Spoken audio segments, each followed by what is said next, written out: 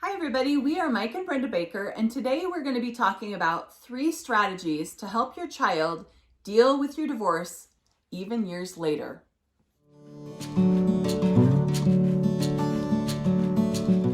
All right, so kids have trouble dealing with divorce. All right, obviously, maybe your divorce is recent, maybe your divorce was years ago.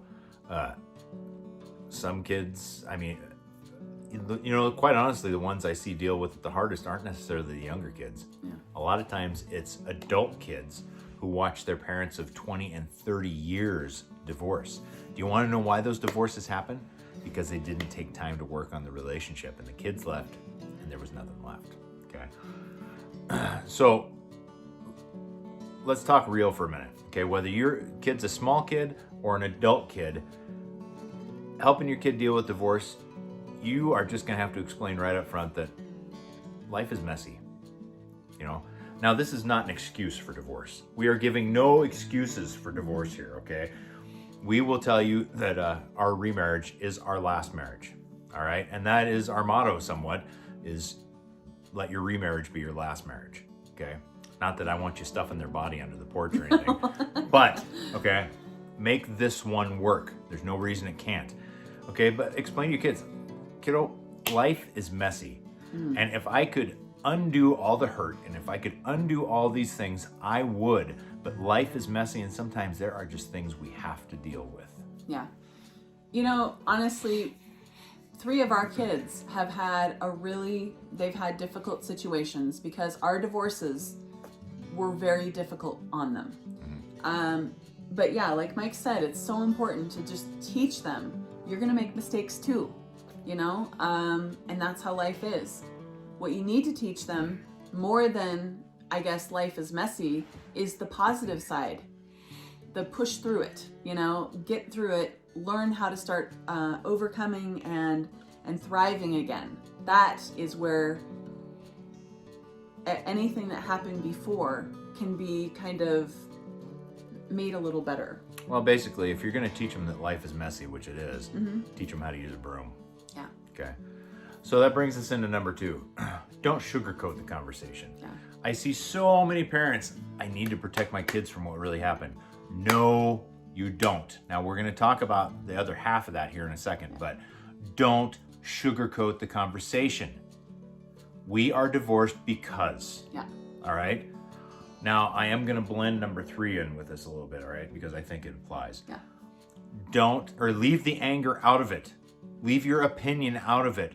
Keep it to the bare facts, but don't sugarcoat it, okay? If it was an affair, you don't have to say, well, such and such screwed around. Yeah. All right? Such and such found somebody else they wanted to be with more than me.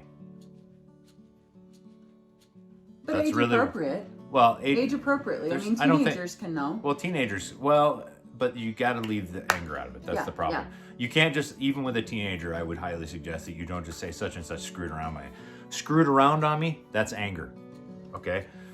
Maybe you were the one who had the affair. Yeah. Okay, well, if you were, be honest. I did not honor your mom or your dad like I should have. And as a result, we are no longer together. Now, maybe you feel you have no blame, but blame or not, you did not honor the marriage. Be honest. Don't sugarcoat it. Your kids are looking at your example. They already have the example of a broken marriage. And they will follow that. They will follow your example, yes. So remember, I've told you before, your kids are who you are, not who you want them to be. So let that sink in. So by not sugarcoating it, by being completely honest and upfront, but leaving the anger out of it, and probably some facts, they don't need all, age appropriate, like Brenda said, not all facts have to be there, but you don't want to lie to your kids, okay? Yeah. We are not together because mommy or daddy decided they wanted to be somewhere else, and that's, and so we had to separate. Or if it's an abuse situation and you're afraid to tell your kid, it's all in how you say it, okay? We can't be together anymore because mommy or daddy has some anger issues that they need to get worked out. Yep. And so it was safer, and safer is not a contingent or anger word, and it's safer for us to be here and for them to get the help they need, okay? Not, your dad or your mom did this and they went to jail and, Now, age appropriate, later on, your kids are going to ask that question. Yep. And don't be afraid to say, well, yes, they did go to jail for this, and yes, there was some abuse. But even then, leave the anger out of it. Now, this is really important with younger kids, okay? You're just giving them some closure. They may have some questions as they get older, but in the beginning, you're just giving them closure. As your kids get older into adulthood, don't be afraid to let them know how the emotions played in. Now, once again, not anger. Yeah. But don't be afraid. It's okay for them to know that you were hurt. Okay? You're not trying to get them to take sides. But really, and Brenda said it, the most important thing is be honest about your part in it. Yep. Everybody had a part. All right? Even if there was an affair. Yes. Both sides had a even part. if there was an affair. Okay? I'll give an example. I'll use myself. All right? With my ex, she had 3 affairs. Okay? Now, a lot of you are like, oh, I don't need to hear anything else. No, you do need to hear this. I had a problem providing properly for my household. All right? I was raised, I had no financial training. My dad was a complete train wreck. He was an alcoholic train wreck. I had no idea how to be a husband. None. I knew I wanted to be. I knew I wanted a family. I had no idea. And found about the worst woman to marry that I could, to be perfectly honest. Horrible match. I picked it. I was waiting. This is legit. I was literally waiting for somebody to tell me I shouldn't marry her. And let this be a lesson to you. Nobody said anything until after the divorce. Yeah, I thought it was a bad idea for you to marry her. Why didn't you say something in the beginning? I want you all to get out a pen and write that down. Why didn't I say something in the beginning? Okay, had somebody told me that, I can legitimately say I wouldn't have married her, but I did. Okay, and it's not their fault for not saying anything. Let me be clear, it was my fault. And as a result, I had trouble holding a job. I had all kinds of issues. And I did not properly support her, to be perfectly honest. Okay, I did not step up as the man that I needed to. I didn't have an example. I didn't know.